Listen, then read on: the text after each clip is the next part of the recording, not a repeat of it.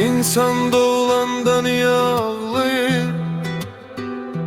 Bu sualı insan verip mi özüne?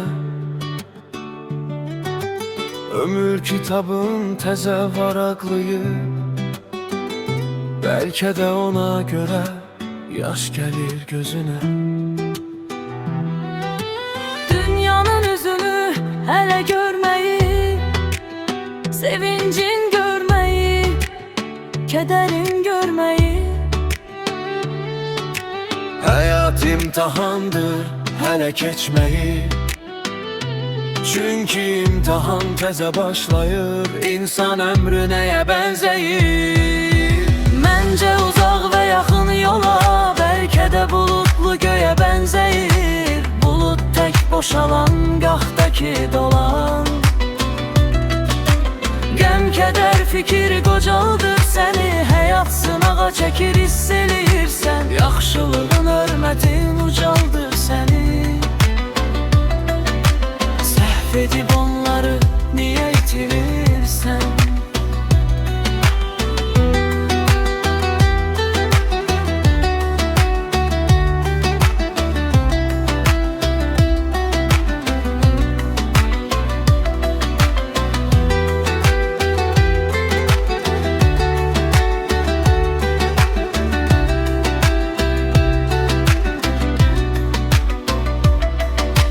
Bacardığın qədər batma günaha, vaxtı çatanda cavab verərsən.